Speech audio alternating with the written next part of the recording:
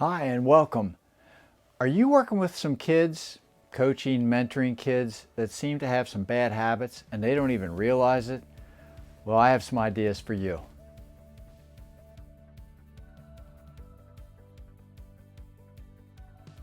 Well, in this video, what I would like to do is talk about some hidden habits, habits that kids might not see that they have this bad habit, but they do.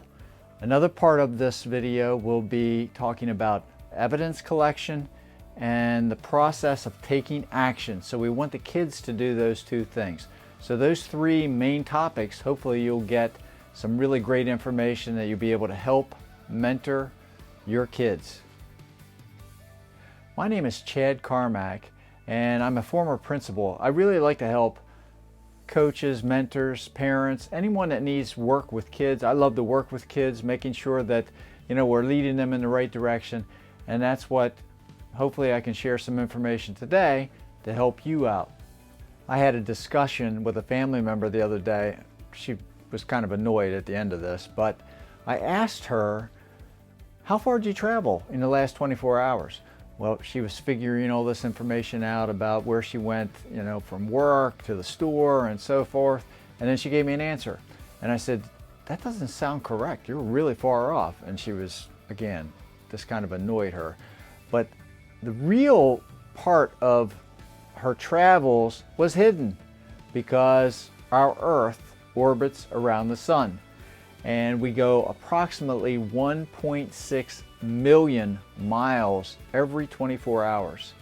So that's traveling at a very high speed. We don't even know it. Same goes with some of our kids and youth that have habits and they're not even aware that those habits could be improved.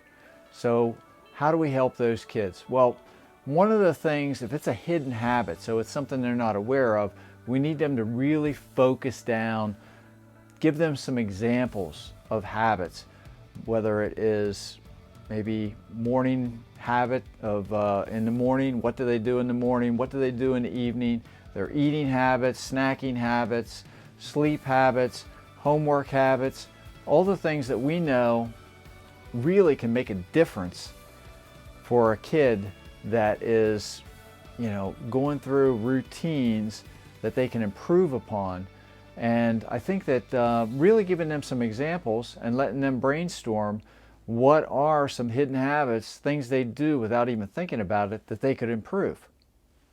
So after we identify exactly how a hidden habit works, we want the kids to collect evidence. We want them to actually identify what makes them think that they're having a problem with this habit. Maybe if it's an electronic device, for example, they have that problem. Maybe they are looking at how long they're on the device, that time period. Sometimes kids won't even be aware that they're going for hours and hours and hours on an electronic device. Another piece of evidence for some kid that maybe has a habit of too much electronic device, too much time on those machines would be, are their grades dropping? So if their grades are dropping, does that have a direct effect? Is there a link between their time on electronic devices and their grades dropping? And then finally, another big thing out there that might be a piece of evidence, I'm giving you examples of this, but the kids hopefully will come up with this, is their one-on-one, face-to-face interactions. We want kids to know how to interact with others. And if they're not spending any time on teams, clubs, visiting with friends, not just online, maybe that's a problem, and that's a piece of evidence that can help them. And then the next big thing that we need them to focus on is the activities that they will do to change the habit. So activities, you think about it, with electronic devices, maybe simple as setting a timer and saying, okay, in 45 minutes, I'm going to get off of this device and go do my homework. So because my grades are falling, which is more evidence. So having them come up with the idea, not us always suggesting it, making the suggestion of, okay, here's what you can do to improve. Let them work on that. and improve. All right, let's think of different ways we can teach this. You can do it with visuals. We could start off, for example, back in the old days we used to use flip chart paper, but now you can use a smart board or Chromebooks or whatever you need so that kids can actually document their results of the problem-solving process and actually trying to find these hidden habits. So let's start off with a view with 6 different blocks, and Earth is orbiting around the sun. So by the end of the orbit, hopefully we'll have some good results and a change in the hidden habit. Let's start off with that first block. What we're going to put in that first block is we're going to have the students really do some brainstorming. So we want them to brainstorm,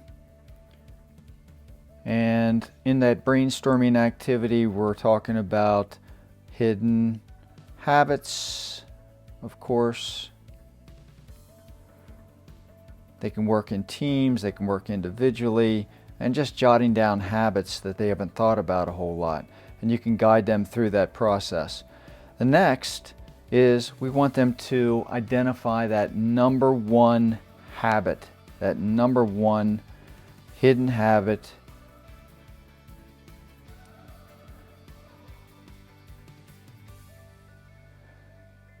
that they know they need to work on, so that they can document that in this, again, this chart, whatever visual and hands-on activity you want them to do. We want them to take that brainstorming activity and go to a hidden habit.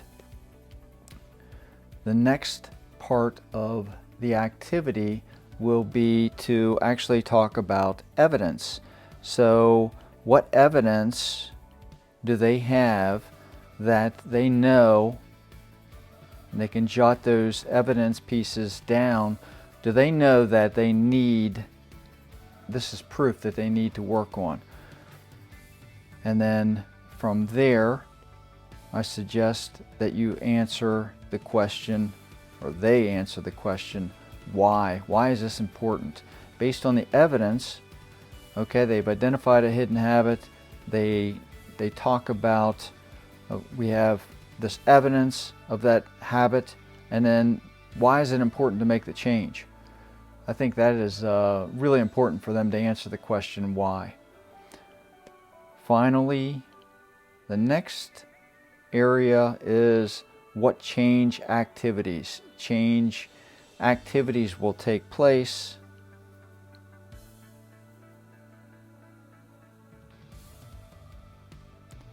So what are they going to do? They need to identify that so that they can make a difference and they can change this hidden habit to a better habit.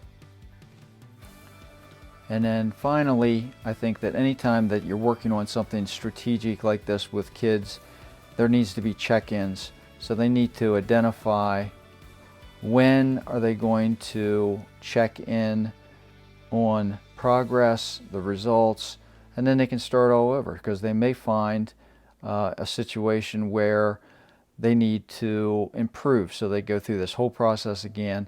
And anyways, this type of activity I think will help them identify those hidden habits, jotting down the evidence, answering the question why, and then those change activities that they're going to do, and then finally a check-in. They need to check it along the way, and then even if you wanted to even build in an end date for their improvement activity, that would be fantastic.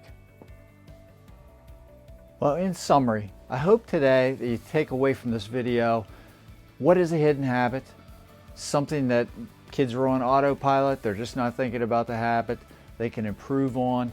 They can collect evidence. We want them to collect the evidence to identify, is this a problem, or is everything okay with this habit? Can they improve in any way? And then finally, what are those action steps we want kids to take? Again, we want them to come up with those action steps. I thank you so much for being with me today. And if you like what you heard and you're looking for life skill principles for kids, I ask you to please check out learningpursuit.org. learningpursuit.org. sign up for the newsletter and you'll get notifications of new essays that come out. And also you're going to find a lot of information on the blog, essays that are there for mentors, coaches to help kids. And at the end of each of those essays that I write, I do put a bunch of questions in there that you'll be able to interact with kids to help them out. Thank you so much for being with me today. Take care.